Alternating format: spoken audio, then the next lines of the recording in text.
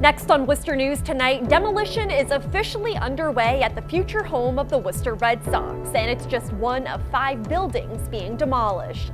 Plus, plans for a new police department are dropped in one central Mass town. Residents vote against funding the project.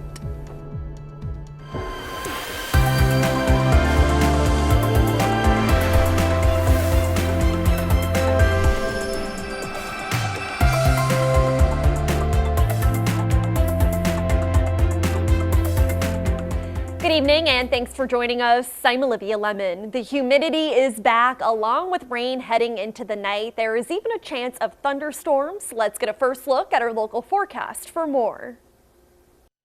It's not a named storm here. Aaron dissipated. Dorian jogged around Puerto Rico, hitting the Virgin Islands. No, we have tropical downpours. Really tough to place where these are going to set up overnight. So we have the downpours out right now. But there's a chance that the worst of the weather may be to our east. Here's 1145, training storms Narragansett Bay to Boston Metropolitan. Back edge of the rain in Worcester. This is just a rough estimate. I mean, a shift of 20 or 30 miles makes a big difference between maybe 2 to 4 inches of rain and a ½ inch to an inch of rain. Either way, the worst of it's happening between now and about 3 a.m. By 6:45, the rain is ending even in Boston, and the sun comes out, and it turns into a really nice day tomorrow. Temperature's going to go to 75 to 80. It's more humid now, obviously. It's pouring rain. But the stickiness is going to go away. So it turns into a really nice afternoon with low humidity. Temperature's about 80 degrees. The sun comes out tomorrow. It's going to stay out for most of Friday and part of the weekend. More on the tropics and our weekend in a few minutes. Construction crews have completed the first demolition step, making way for Polar Park. The stadium will be the new home for the Boston Red Sox affiliated AAA team. The Worcester Red Sox are expected to start playing in 2021. Our Brittany Schaefer joins us at the construction site with more. Brittany? Olivia, the team says today is another milestone in the process. The space behind me used to store ambulances, but soon it'll be left field just outside of it.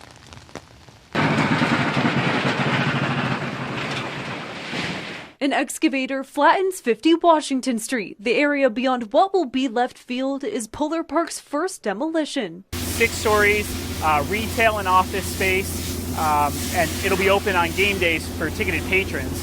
And it'll also include a rooftop area for folks to look down into the ballpark. Michael Goldman checked out the action Wednesday. His family owns Good as Gold Coffee, which is just feet away from some of the buildings being taken down. He says so far it's been an easy process. There'll always be a little bit of adjustment, but they've handled everything very professionally with plenty of notice and warning and way ahead of time of what's been happening and when it's going to potentially affect our business. Goldman says today's work is only fueling the excitement for businesses in the Canal District.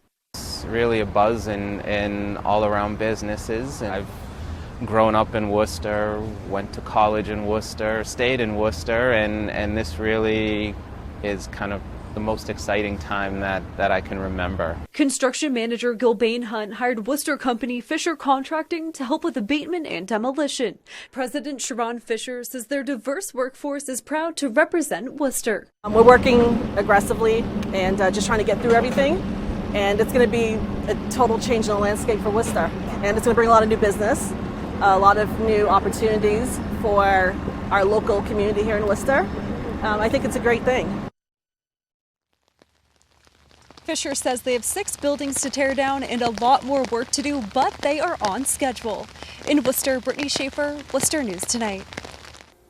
An investigation into irregularities in the 2017 MCAS scores at Chandler Elementary School is closed. The state's education department issued a reprimand to the school's principal. Education Commissioner Jeffrey Riley says the principal and her staff did not follow required testing instructions and procedures. This resulted in the invalidation of the scores. Jessica Boss has been principal at the school since 2013.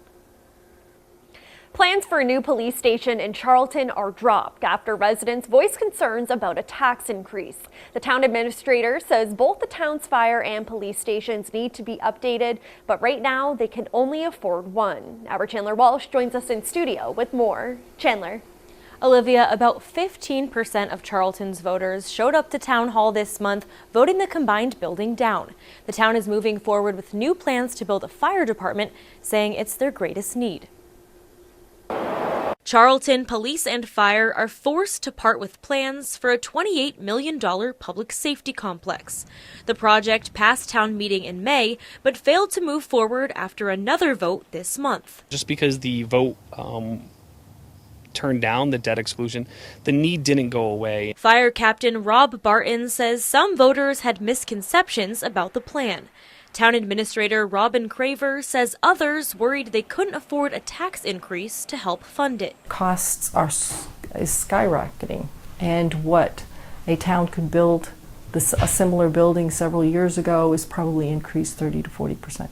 Selectmen voted Tuesday to reduce the project and build only a new fire station. A police station could be added down the line. They are going to direct the architect to take the design that we have, break it down into 2 phases. The current fire station can't house all of the department's apparatuses, making response times longer.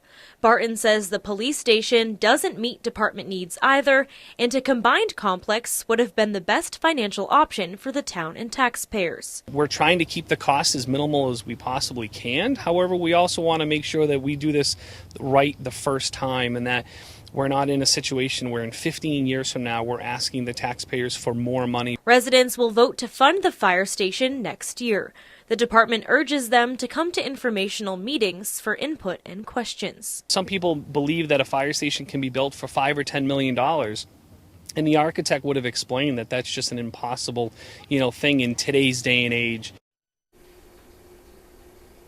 Barton says their next meeting is 6:30 September 5th at Town Hall. The town is in the process of purchasing 19 acres adjacent to the current police station for this project. Chandler Walsh, Worcester News Tonight. New housing is planned for the Salisbury Street area in Worcester. According to the Telegram, one project calls for adding 114 homes to the Salisbury Hill condominium complex. The other calls for 123 units in 3 buildings. The homes, built by Premier Property Group of Dracut, will be age restricted for people 55 and older if approved. Lawmakers on Beacon Hill are discussing several gun control bills. Proposals include limiting gun purchases to once every 30 days, regulating 3D printed guns, and requiring a report on where guns used in crimes were purchased. Cassie Arsenal has the latest. An August hearing in the State House had people crammed into a small room, sitting on the floor, standing in the back all day to hear and weigh in on 68 different gun bills. It's a lot of bills for an August hearing. The room split into fiery colors, gun advocates wearing orange and those who want stricter laws in red. The bills range from regulations on 3D printing of firearms to better tracking the sources of guns recovered at crime scenes. Some of the testimony that commanded the room's attention was emotional. My son Darkeem was killed over his Celtics hat at the young age of 14 years old. A mother whose son was gunned down in 2004 and whose killer used an illegal gun, pleading for stricter laws to get more guns off the street. All of these laws keep piling on their shoulders, and it is almost impossible to comply with mass gun law without finding that you're tripping up over something because you didn't know about it or didn't understand it. Jim Wallace of the Gun Owners Action League says the mounting laws aren't showing results. One woman testifying why she opposes the stricter laws. He drove me to a secluded area and proceeded to viciously beat me, tore my clothes off, and raped me repeatedly over the course of 2 hours. Since that day, she says she's lived in fear and needs a gun to protect herself. The only one who can keep me safe is me. And the only way I can do that is with a firearm. Now what happens from here is the committee will discuss these bills more in depth. They'll make additions and changes. Then eventually they'll vote on these bills. If they pass, they'll head to the floor. At the State House, Cassie Arsenal, Worcester News Tonight. An annual campaign raises millions of dollars for the Diocese of Worcester, but this year the funding has come up short. Organizers say they rely on the money to support different charity groups. Our Gretchen LaRosa joins us in Worcester with the details. Gretchen? Olivia, the Diocese of Worcester said this is the first time in years they're coming up short on funds so close to their deadline. They're hoping to fill the gap by the end of this month. the Diocese of Worcester raises funds for 28 agencies. They've done it for more than 60 years, supporting charitable, educational, and spiritual programs through partners in charity. First and foremost, we're supporting programs that support families. So stronger families, families that are in crisis, families that are in need, are a backbone. If we can address that, we're going to have a stronger community by nature. Once full of food and clothing, shelves in the diocese pantries are starting to look bare. The executive director of Catholic Charities Worcester County says donations are crucial to their operation. We really rely on the funding. We are able to provide food, we're able to provide electric assistance, utility assistance, rental assistance. However, this year the diocese has come up short of their $5 million goal. Ray Delisle says a number of factors affected fundraising this year, including the stigma around the Catholic Church. They're generally upset because of continued stories about sex abuse in the church and in general. And although those stories haven't been local, they have been around different parts of the country or different parts of the world, it's still upsetting, and naturally so. Delisle says reaching their goal dictates what programs will continue moving forward. If we don't make the goal, if we don't have enough money, somehow some cuts will have to be made. We're a Catholic organization, and so we have a mission, and this is our mission, but we serve anybody.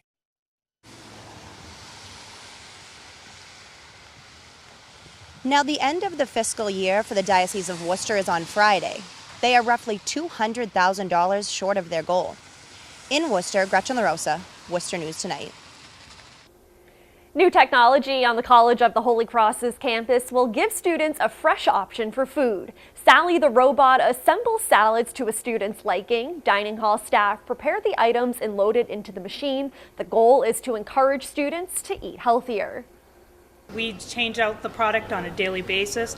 The system is programmed that when we put in a product, it notifies us when it's either out of date or if there's any kind of temperature issues. And so it's constantly rotated, constantly fresh. It was super delicious. What the best thing is, it keeps all the ingredients cold throughout the day. So when it's time to have the salad, you're having a nice cold, crisp salad. Green that you want, you can do like baby spinach. More options like grain bowls and breakfast bowls will be added later. Sally will be ready to serve from 7:30 a.m. to 1 a.m.